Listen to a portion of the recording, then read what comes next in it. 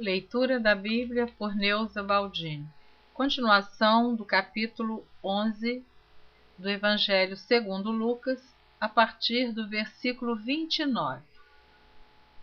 E ajuntando-se a multidão, começou a dizer: Maligna é esta geração.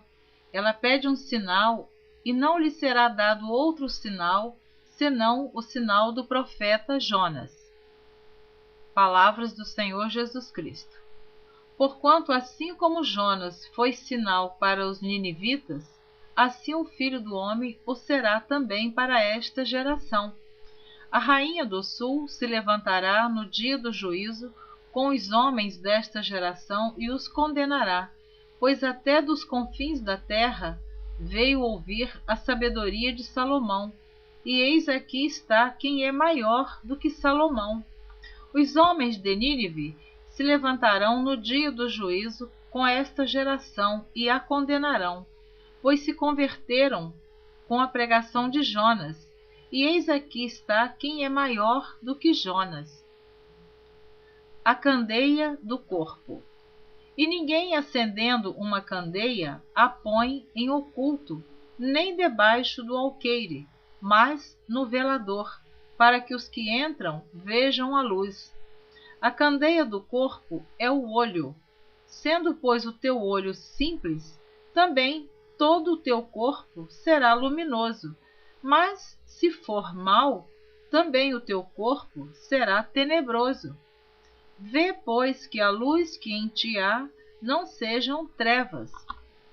Se, pois, todo o teu corpo é luminoso, não tendo em trevas parte alguma, todo será luminoso, como quando a candeia te alumia com seu resplandor. Interessante que eu diria resplendor. Aqui está escrito resplandor. Vou ler como está escrito. Jesus censura os fariseus e os escribas. E estando ele ainda falando, rogou-lhe um fariseu que fosse jantar com ele, e entrando assentou-se à mesa. Mas o fariseu admirou-se vendo que se não lavara antes do jantar.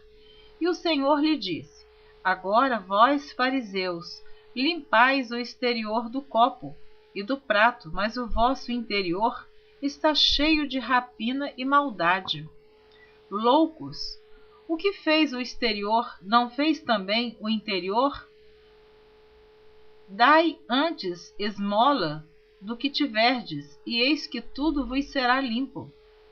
Mas ai de vós, fariseus, que dizimais a hortelã e a arruda e toda a hortaliça, e desprezais o juízo e o amor de Deus.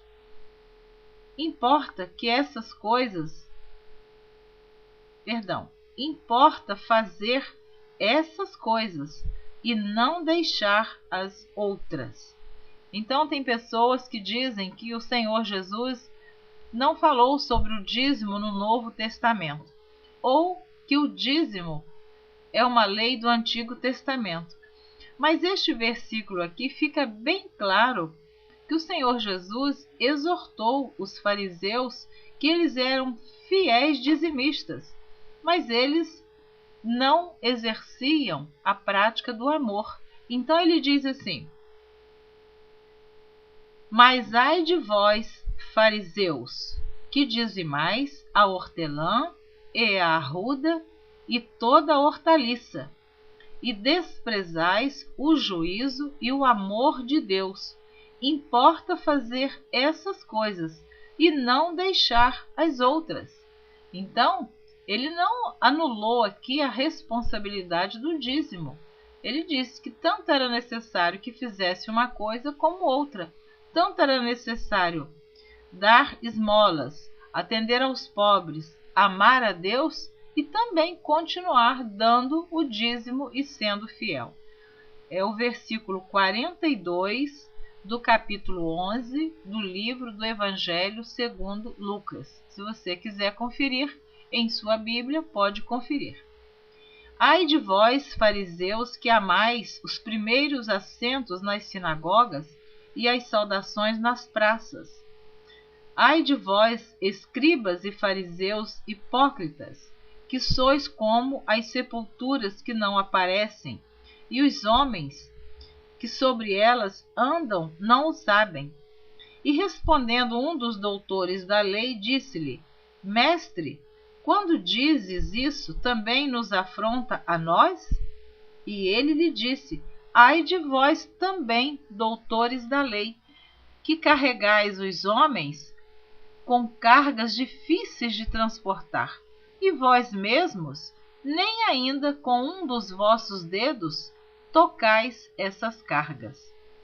Ai de vós que edificais os sepulcros dos profetas, e vossos pais os mataram.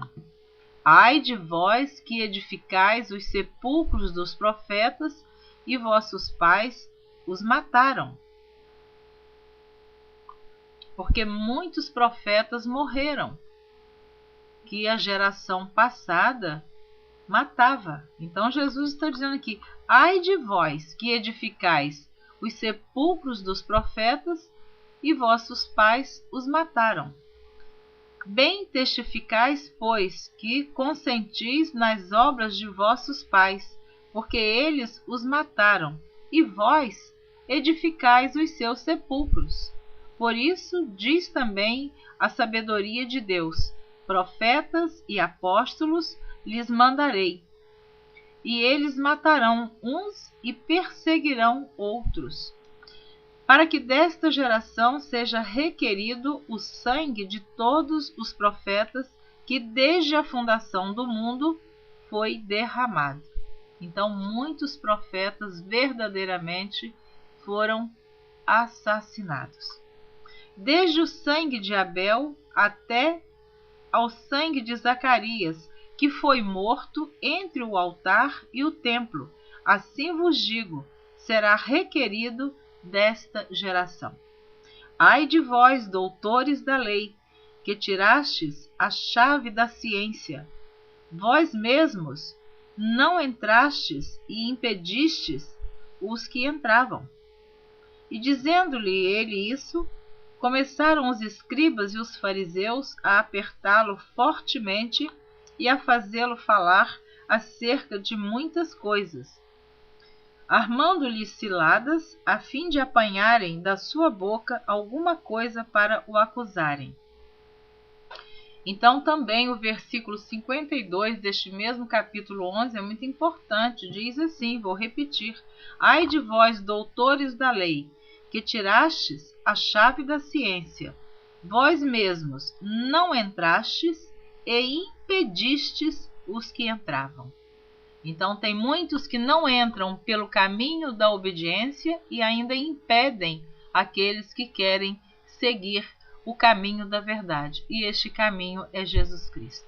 Que você que esteja ouvindo agora esta palavra não seja uma pessoa que venha impedir alguém de entrar no reino de Deus. E que você também entre no reino de Deus através da fé em Jesus Cristo, através da palavra de Deus, que você possa ser alguém temente a Deus, confesse a Deus os seus pecados, creia que Jesus Cristo é o Filho de Deus e veio a este mundo para nos salvar, derramou seu sangue pelos nossos pecados. E eu digo para você, não tem outro caminho. O caminho é Jesus Cristo. Ele é o caminho, ele é a verdade e ele é a vida. Então, não adianta o homem resistir à verdade, porque um dia todos nós iremos dobrar os nossos joelhos diante do tribunal de Deus e todos confessaremos que Jesus Cristo é o Senhor. Amém. Eu quero te abençoar e incentivar você a continuar ouvindo a leitura da Bíblia por Neuza Baldin. Eu terminei de ler o capítulo 11. Na próxima gravação você estará ouvindo a leitura do capítulo 12 do livro do Evangelho segundo Lucas. Deus abençoe você abundantemente. Amém.